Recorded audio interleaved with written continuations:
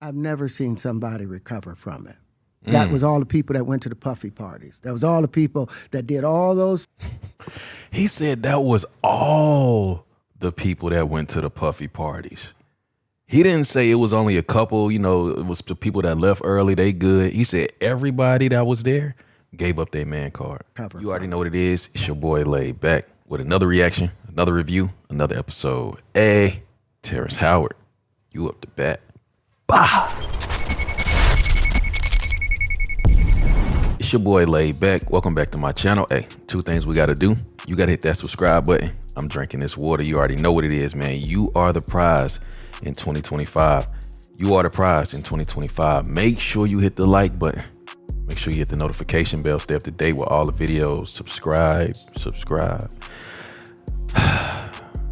We got a new video, man. We got Puffy tried to me. This is Terrence Howard. Let's just see what's going on. I don't know what to expect. I don't know. This is going to be crazy, though. Let's go ahead and get into it. Fire Squad, what's popping? Let's get it. There's a short life in Why do you think world. that is? What the creative side is? Well, because losing out money, you got to take drugs. You're going through so much shit to try and deal with life. You are literally, it's an unhealthy space. And so eventually you're going to go too far, you know? Who knows what happened to Philip? Who knows what he had to do in order to get to where he was at? There's a lot of things that people do that end up sitting and they can't get over it. And they got to keep getting high, hoping to get it out of their head, you know? But when you lose your man card, that's the only thing I can think of. You lose your damn man card. What is that? What do you mean by that?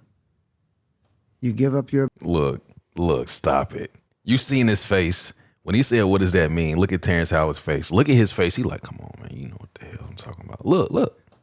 That's the only thing I can think of. You lose your damn man card. What is that? What do you mean by that?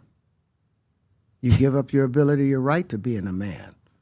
A man don't take it. A man gives it. So when you give up that man card. Oh, hell no.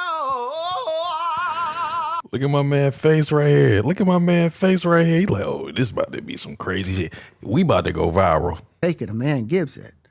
So when you give up that man card, Look. you don't get that back. Are you saying what I think you're saying? Now, I'm saying what I'm saying. You don't get that back. You come into this world as a man one time. You give up that right for anything, for fear of being hurt, fear of somebody doing something, for wanting to gain something. When you give up that man card right, you lose some spiritual energy that has always been pushing through. Like if a woman gives up her womanly right of being a mother and taking care of her family and do all those things. When you give up those things, but when you give up your manhood, I've never seen somebody recover from it.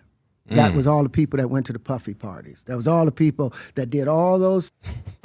He said that was all the people that went to the Puffy parties. He didn't say it was only a couple, you know, it was the people that left early, they good. He said everybody that was there gave up their man card. Recover from it. That was all the people that went to the Puffy parties. That was all the people that did all those things thinking that there was never going to be a consequence for what they were doing. Got punked out and pimped out by some greater desire. You shouldn't have a greater desire than being a man. So I believe that's a big problem with a lot of the actors out there because they get fluid. And next thing you know, once you go fluid, it's gone.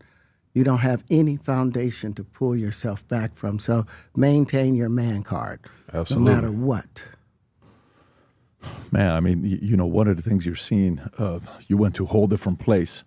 Sorry. No, I get it. So you see some guys struggling with that. You see Bieber struggling with that. You see some of these guys struggling with that. They can't get it out of their head. They can't get it out of their head.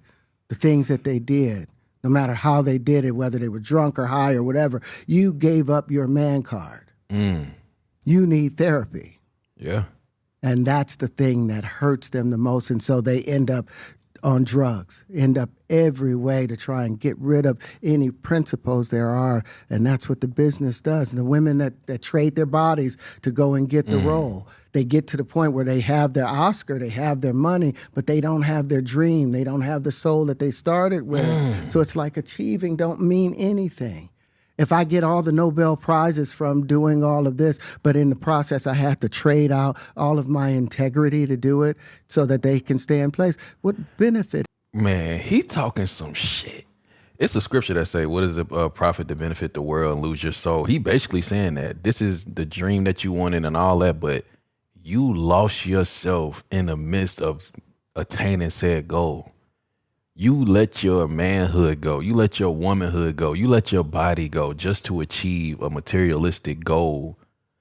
He's speaking about that right now and he's speaking about it very freely. He don't look like he's scared to talk about this. But in the process, I have to trade out all of my integrity to do it so that they can stay in place. What benefit is that if I lose my integrity? You got to go in as a principal. And what we were brought in here as men. We produce 1,500 sperm per heartbeat for a reason, because the aggression is necessary.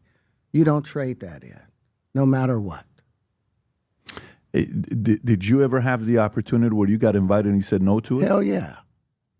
What was the consequences when you said no? Puffy invited me for weeks, asking me to come and teach him how to, wanted me to be his acting coach for a while.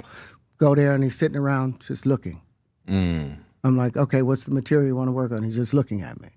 Then next thing you know, okay, hey, will you help me? I want to hear your music. So I come over there and I play the music. And he's sitting there just looking at me, like waiting. Waiting for what? So then my assistant was like, he wants to hang out with you next week. And I was like, for what? He's like, I think he's trying to fuck you. No. That's what.